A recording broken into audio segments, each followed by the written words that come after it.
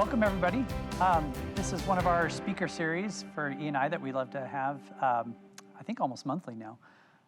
We'd like to bring people in that have some affiliation with ASU, that also are doing some wonderful things out in the world. And so we've brought Kelly Twichel today. Now we're going to have some introductions. We have Christopher Ross from Intel. Do you want to Hi, tell us a everybody. little bit about yourself? Chris Ross. I'm a program director for higher education at Intel, also adjunct faculty here at ASU for the Technology Entrepreneurship and Management program. And I'm the co-creator of the Social Innovation Startup Lab that we do at ASU here, which is a partnership between Intel and other technology partners and academia on helping social entrepreneurs and startups at ASU launch their ventures through a 12-week incubator-style program, and we've had the pleasure of working with Kelly in one of our cohorts, so glad to be here. Yep. I'm Professor Chad Kennedy. I'm with the Technology Entrepreneurship and Management program, graduate chair. Been involved in entrepreneurship and some other things as well, but just glad to be here. I get to be a stand-in for Brent today, so so I get to help ask questions and get to know Kelly Twichel. So just a little brief, quick overview. Kelly's an inventor, social entrepreneur, outdoor enthusiast, I hear, and advocating for people with disabilities. She's also the founder and CEO of Access Tracks. On the business side, how was it being your first time trying to shift from, okay, I'm just thinking about the prototype and the customer, to how do I turn this into a business to sustain it, right? Because even if you're a nonprofit, you still have to be sustainable. Yep. Okay, so again, I'm in my student brain. I'm prototyping something. I'm thinking, okay, this solution works. I want to help people around the world have better access to the outdoors. How do I turn an idea into a business and not just a product, right? I had to graduate, right? I wanted to get my degree. I wanted to finish that out. And I decided to kind of work on this in the background as I was working full-time as an occupational therapist, using my degree, paying back my student loans. So it was kind of a time where I was learning a lot. I put myself through a ton of different business accelerator programs. So there are accelerator programs that you don't have to be a student to be in. There are a lot that are associated with schools that you are a student and you go through. But even after college, you can get into these programs if you apply and get accepted. And some of them you pay for, some of them are free, some of them require equity in your company. So understand the difference, right? You want to make sure that if you're willing to give up equity in your company before it's even a company, right? How big could this be? How much do I want to give up in order to receive this assistance? So there is a time and a place and a strategy for all of that. You have to be willing to understand the implications of each type. But so I went through an accelerator program that was specific to where I lived in San Diego, and that one was free, and they didn't take equity. So it was a 6-month program, and I will say that is the biggest catalyst for my success today, is by putting in the work to understand what it takes to run a business, from marketing, supply chain, product development, customer discovery, how to build a website, all these things, how to get funding and financing. So that was number one, is I needed to learn because I didn't have a business background and I wasn't an entrepreneur already. Yeah. That's great. So just continuing with that, did you get to a phase in your startup where you realized it was time to really raise more significant capital, kind of like an A round or B round of funding? And how did you know you were there, and what was your strategy once you got there? Sure.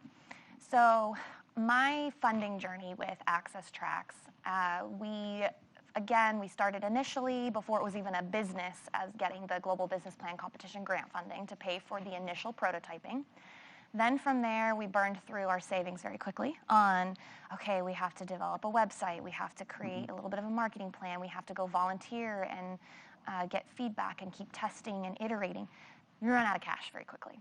So the next stage was, okay, we're doing family and friends. So it was going to my dad and going to my best friend's dad who had extra cash. And it was also, amazingly, one of the original adaptive surfers said, I want to help you, because they believed in the idea and they believed in the product. And more importantly, they believed in me, right? If you have the passion and you have a little bit of confidence and you are authentic in who you're trying to serve, you will find people coming out of the woodwork who want to support you. You have to also be willing to ask, and you have to be willing to understand that you want to be able to pay them back, right? So when I did it, it was loans. So the Adaptive Surfer gave up a significant amount of capital to assist us, to get us going. And then my dad and my friend's dad helped as well. And I'm really proud to say that I have already paid off 2 out of 3 of those loans on schedule. And the last one is the Adaptive Surfer, and that's getting paid off this year. So Nice. you stick with it, right? I made a promise to them that I was going to move forward with this idea. I had a sense of responsibility as a social impact inventor to bring this to market and help people. And then their promise was that they wanted to help support that. So reciprocating that, I'm paying them back. And if I ever start another business in the future, I know where I can get some funding again because they can trust me, right? Yeah. You get a track record. So beyond that, track though. record. A track record, Sorry. yes. Yes. So beyond that, grant funding. I've received over $130,000 of equity-free grant funding for Access Tracks over the years. And that has been a mixture of writing essays and applying for grants. And that's, hey, they just read through it and they say, yep, you've been awarded a grant. And then some of them have been, it's a pitch competition. You have to get up on stage in front of a lot of people and they have to vote for you. And then some of them have been winning the pitch competition at the end of a business accelerator program. So there's all types of grants out there. Get in touch with your professors in your school to see if they can help you find them, because I'm sure there's established ones out there. But then there's also just good old searching the internet, and you can find things out there that are not, maybe there's some that are not just limited to your city, right? Like there's national ones, there's even international competitions. So that's what I've been successful with so far, and I have not had to stick with going the investor route. I did have an angel investor for a short period of time, and I know we don't have a lot of time today, but that's a whole other topic, and I'm happy to answer questions on that as well. But I no longer have an investor currently, and it is bootstrapped and self-funded. Just a follow-up on that, too, is just a quick story. So my family and I were on vacation last July, and we went to see the latest big Marvel movie, and we were in the theater, my wife and my son and daughter, and this video that you guys saw at the beginning came up on the big screen. And I was so excited because I was like, I know her. That's so cool. Can you talk a little bit about the JP Morgan sponsorship, and did you get a boost after that? How did that go? Yeah. So the story with that is, and this is a good lesson to kind of take from the story, is that as much as you can, try to say yes to opportunities, because it's not just that one opportunity that you may have said yes to. It leads to maybe another one and another one. And you get this long chain. And at the end of it, you go, wow, none of this past, 12 things over the past few years would have happened if I wouldn't have said yes to that one pivotal thing. And so that's kind of what happened to me with JP Morgan Chase. So with Access Tracks, we just happened to bank with JP Morgan Chase. And I went through a business accelerator program that at the end was a pitch competition. I won the pitch. And one of the judges worked for JP Morgan Chase. And he came up to me afterwards and he said, hey, we do small business coaching. Would you like to go through some coaching with me? And that was another thing I said yes to. At the end of that, it was about a couple of months. And a few months after that ended, he messaged me an email and said, hey, we have a marketing opportunity for you. If you're interested, let's set up a Zoom call. And then it turned into Access Tracks being selected for a national marketing campaign. I didn't have to pay for anything. They're so amazing and supportive. And I even was able to fly to New York City to give a panel talk or fireside chat with their marketing department at JP Morgan Chase. So all these opportunities, I have to think back, just wow. That movie, what's it, Jim Carrey's The Yes Man or something? Yeah. It's like, I am the yes woman on opportunities because it really helps you, right? Obviously, you don't want to stretch yourself too thin. So there's a boundary. But that's how that came to be. Interesting. Yeah.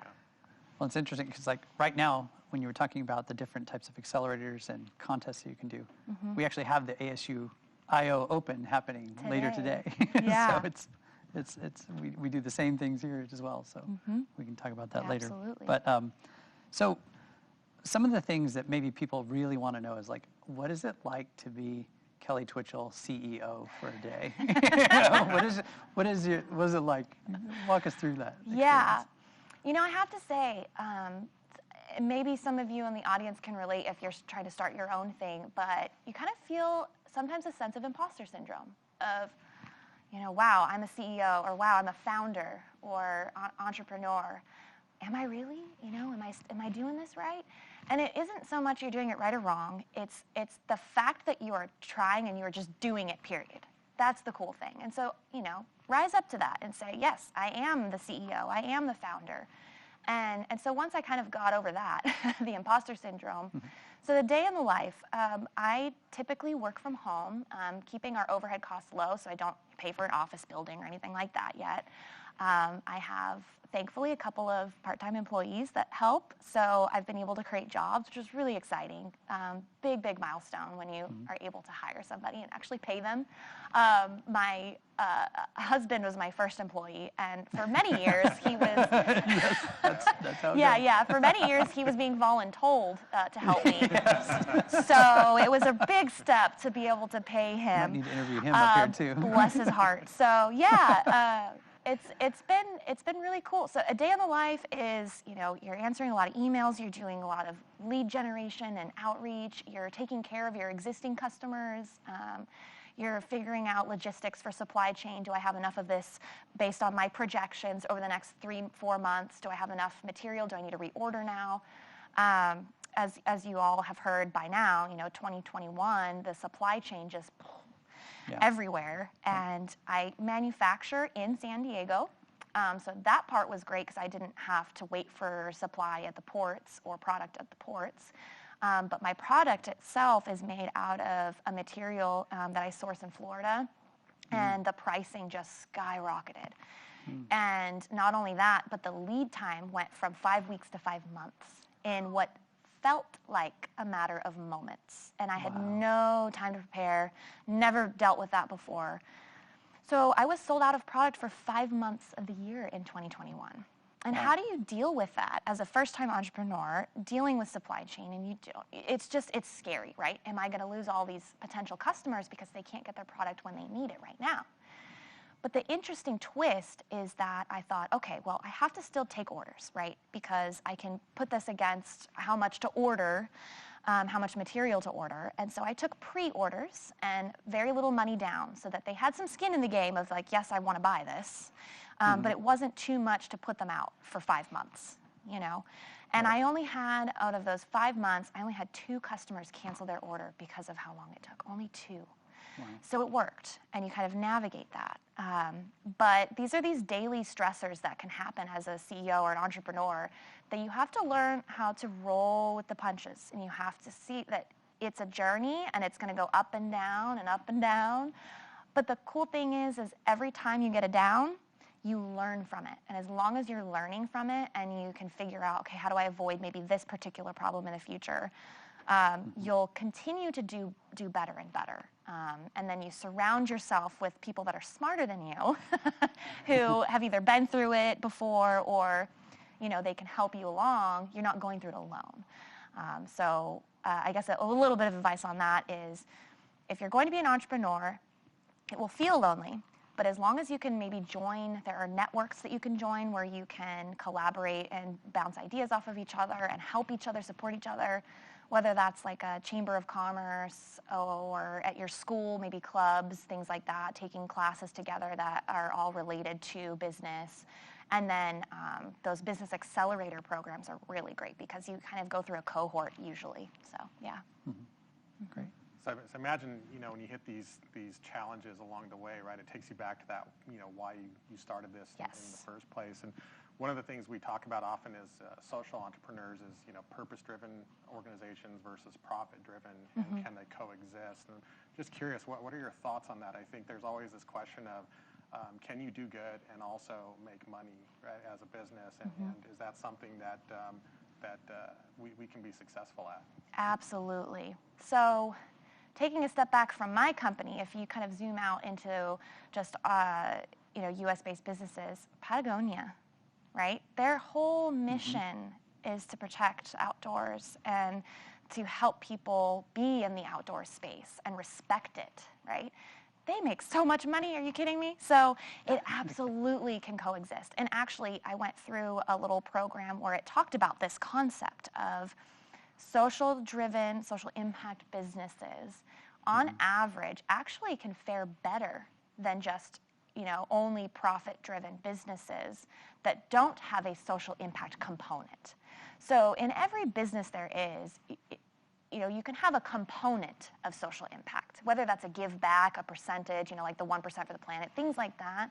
As long as it's authentic and it actually makes sense with your business and that it matches and doesn't feel like, oh, they're just trying to do this just because, you get better brand loyalty with your customers because they, on average, more people than not want to support businesses who do have a social impact purpose and who do care about things like the planet and people and resources. So the answer is absolutely yes, they can coexist and they should, and it makes sense to do that.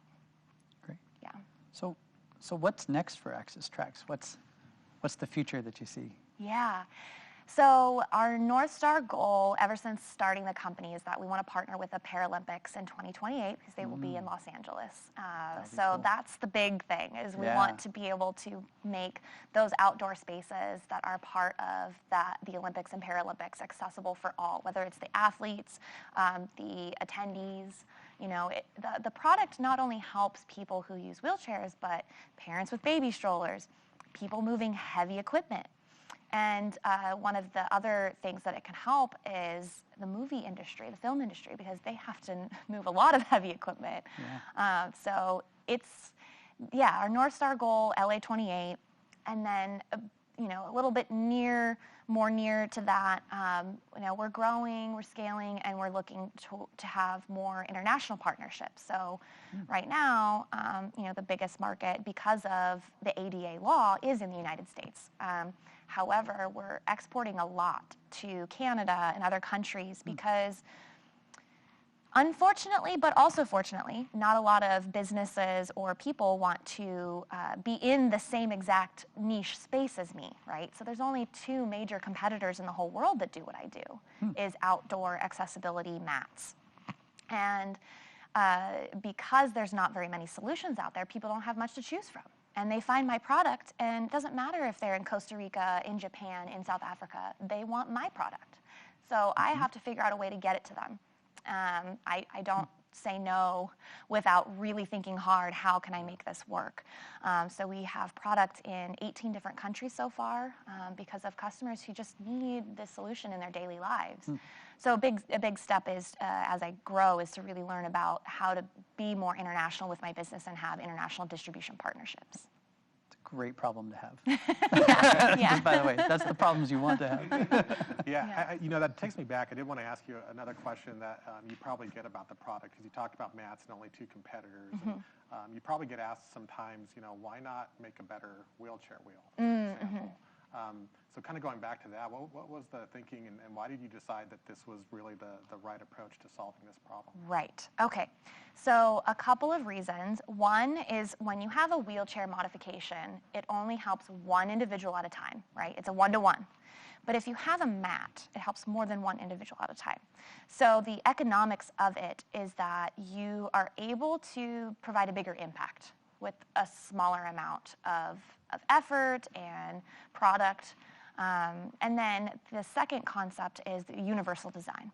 So if you make a wheelchair modification, you may not know this, but there are a lot of different types of wheelchairs, right? Power chairs, manual chairs, and even within those categories, a whole lot more. There's scooters. And so if you make a solution that's specific to one type of chair, how are you able to help more people? Because then you're spending a lot more money on R&D and product development and testing, and then you've got FDA clearance and the safety, right? Because it's a medical device now. Once you make it a wheelchair, or wheelchair adaptation is a medical device. That exponentially complicates things, and I have a lot of respect for the businesses and folks that go that route because it is tough. But we went the universal design route of universal design, meaning, it's designed in a way that the most people can use it and benefit from it, period, right? And so a person walking, a person pushing a cart, a person using a wheelchair, a scooter, crutches, a cane, all can benefit from a stable pathway. So that's kind of why we did that. That's awesome. Yeah. So a lot of people think that, you get to be a CEO, now you're there. Right? For those of us who've been there, it's like, it never quite feels that way. But Yeah. So what are some of your goals in growth? I mean, I know what you have with the company, but what are some things that you want as personal growth in this pathway that you've chosen? Yeah, I like that question. I think for me, I was always so focused on the business and my customers that I kind of neglected what I needed and what I wanted for a while. It was, you just keep swimming, right? You're just in it, and you don't keep your head above water long enough to really look at the horizon of what is my long-term goal personally with this, right? And so for me, I'm finally starting to kind of float on my back a little bit more instead of just treading water, and I can see, and it's getting into this mindset of abundance instead of scarcity in my thinking.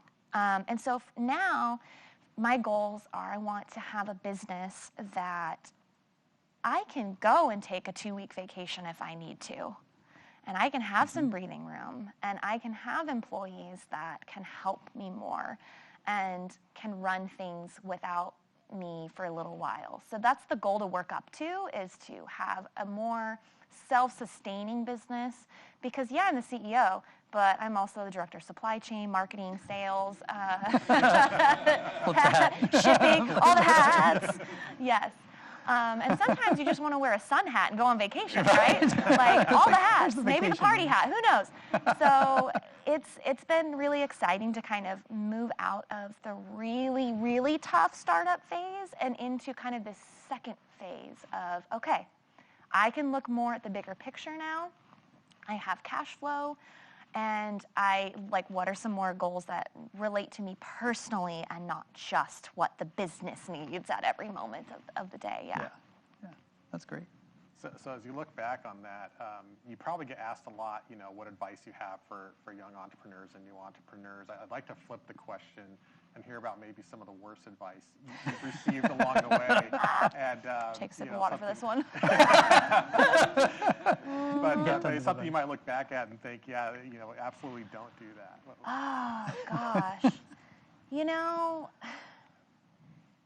I think a lot of times there's this view that glamorizes going the VC route or getting an investor, and I just don't think, what is it, less than 1% get VC funding, and so why are we pushing that when that's actually not the norm, and it's not as easy as what maybe people think, and it's not what every business needs. So I think when I was going through certain programs or maybe thinking about going certain programs, they were all just like, oh yeah, VC, you've got the TechStars and you've got, some of these other programs, which are amazing, by the way. I know people that have gone through them. However, they are really beneficial if you're going the route of your business. I want to exit my business. I want to grow like a hockey stick, and then I want to peace out, drop the mic, and sell it, right? Be acquired. And that's what VCs want you to do, is they want to make 3x, 10x, all of that. Right. But I think if I were to give advice, if I were to have heard go VC, do this, grow quickly, hockey stick, that isn't the best advice for everybody. And in fact, it's not the best advice for most people. So really dig deep and think, is this what you truly want? Do you want to be going that route and understand, all the implications of it? So that's one of them. Yeah, that's great. Yeah. This has been wonderful. Let's give Kelly a hand. And we love having you on the TEM board, which is wonderful, so you can help us grow and give advice to like you said, impact thousands of students instead of just Right. the one. And thank you so much. Yeah, thank you, Kelly. It's so inspirational. Can't wait to see where you and Access Tracks goes in the future.